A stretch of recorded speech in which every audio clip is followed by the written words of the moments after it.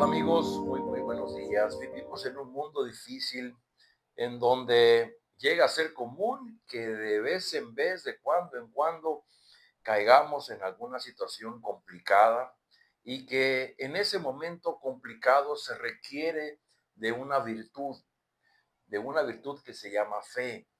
Pero ¿qué pasa cuando en medio de esas situaciones tan complicadas, precisamente lo que no tenemos es fe?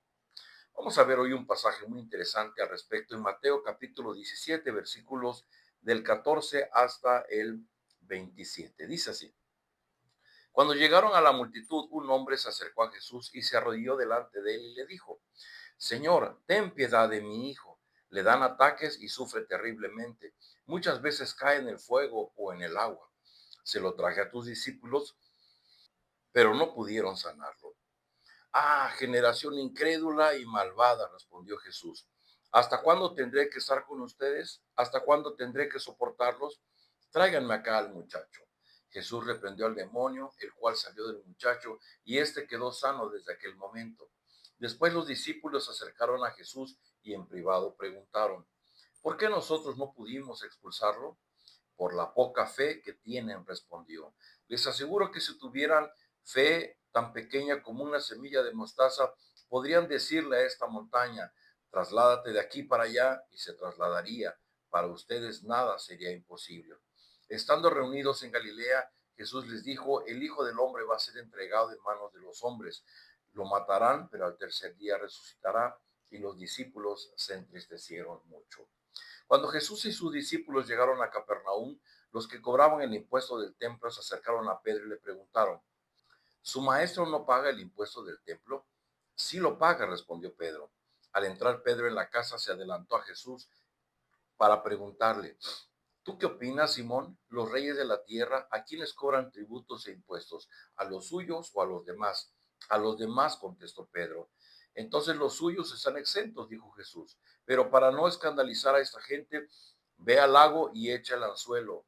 Saca el primer pez que pique, ábrele la boca y encontrarás una moneda. Tómala y dásela a ellos por mis impuestos y por el tuyo. Bueno, tenemos dos pasajes, pero el primero de ellos habla respecto de Jesús viene descendiendo del monte de la transfiguración, esa visión espectacular en donde aparecen Moisés y Elías junto a él, y ahora están frente a un papá que está quejándose con Jesús diciendo: pues yo tengo a mi hijo enfermo, lo traje con tus discípulos, pero ellos no pudieron sanarlo. Y llama la atención que la primera reacción de Jesús pareciera que es de molestia, porque les dice: ah, generación incrédula y malvada. Jesús se está refiriendo a sus discípulos y los está calificando de una generación incrédula y malvada. ¿Por qué está Jesús diciendo esto? Bueno, porque Jesús esperaría que después del tiempo que ha pasado conviviendo con ellos y viendo la manera como Jesús obraba los milagros, y en un pasajes anteriores Jesús los mandó y les dio la autoridad para echar fuera demonios, se esperaría que ellos ya supieran cómo hacer esto. Sin embargo, ellos no pudieron. Jesús de inmediato reprendió al demonio y liberó a este muchacho. Pero lo interesante es que dice que después los discípulos se acercaron a Jesús y le preguntaron: ¿por qué nosotros no pudimos expulsarlo? Y la respuesta de Jesús es muy sencilla: por la poca fe que tienen. La poca fe que tienen. No es la única vez, en otros pasajes Jesús ha hablado de la mujer cananea y dijo: grande es tu fe. Y hablando de un centurión romano le dijo: grande es tu fe. Y en otro pasaje en donde sus discípulos estaban cruzando el mar de Galilea en medio de una tormenta, les preguntó: ¿por qué no tienen fe? Pareciera entonces que los que seguimos a Jesús pudiera ser que tengamos mucha fe o tengamos poca fe. ¿En qué consiste esta mucha fe o en esta poca fe? Bueno, la primera cosa y la más importante es en conocer quién es Jesús y cómo su poder obra a través de sus discípulos.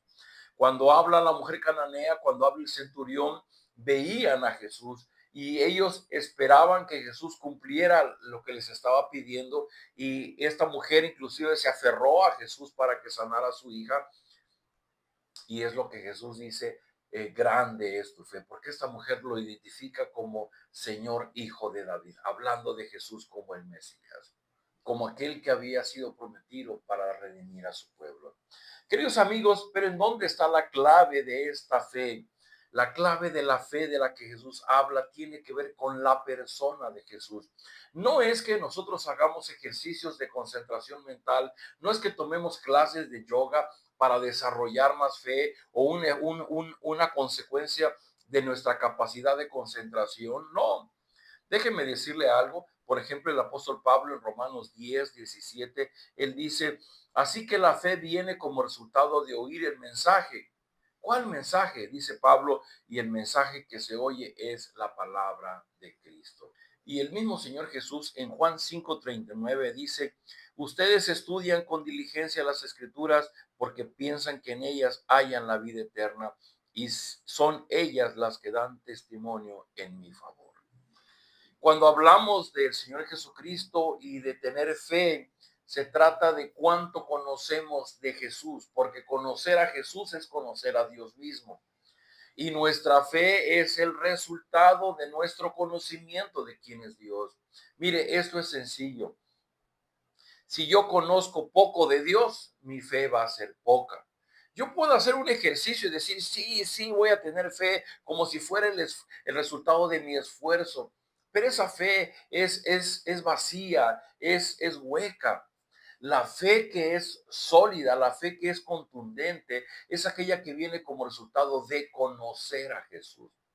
Y el apóstol Pablo dice, es que la fe viene por el oír, pero el oír ¿cuál? El mensaje de Cristo. Y Cristo dijo, ustedes estudian las escrituras porque les parece que en ellas hay vida eterna, pero ellas son las que dan testimonio de mí. Y una forma clara como la Biblia nos enseña de cómo tener fe es cuando podemos conocer quién es Dios, qué hace Dios, qué promete Dios en la escritura. Porque mire, uno de nuestros grandes problemas es que nosotros tenemos nuestras expectativas, tenemos nuestros deseos, deseos egoístas, deseos malvados, como dice Jesús, en nuestro corazón. Y yo puedo estar esperando y queriendo que Dios cumpla esas expectativas y esos deseos, pero esas expectativas y esos deseos no son congruentes con la obra de Cristo en mi vida. Entonces, yo puedo estar pidiendo cosas y decir, yo tengo fe, como si fuera el resultado de mi concentración.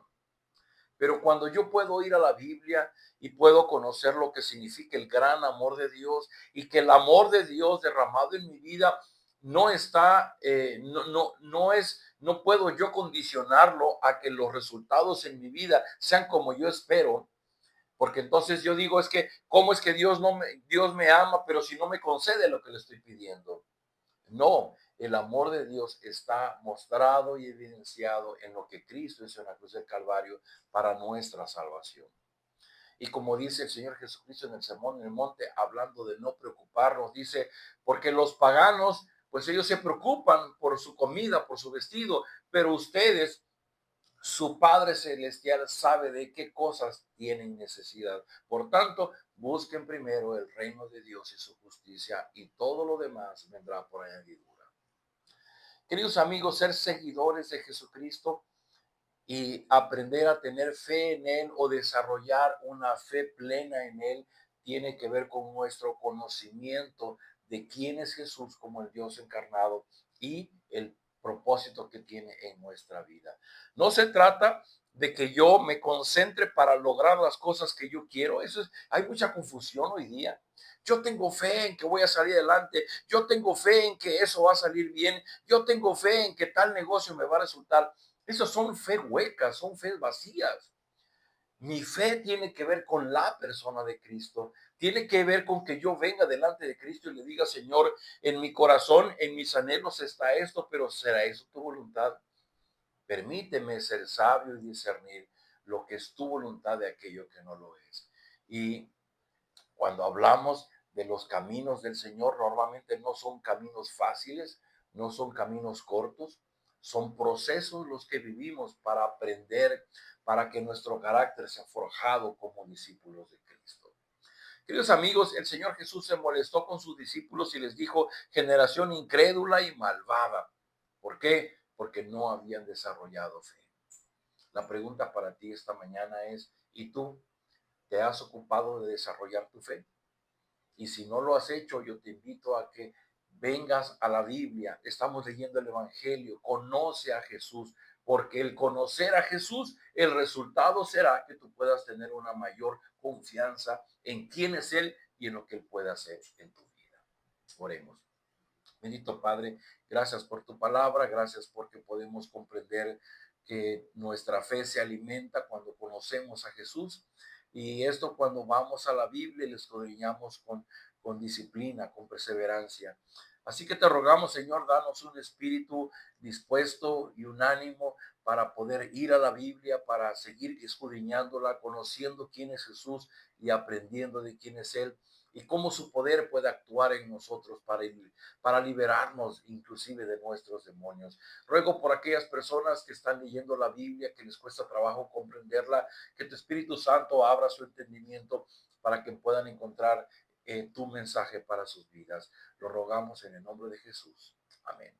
Queridos amigos, nos vemos el día de mañana.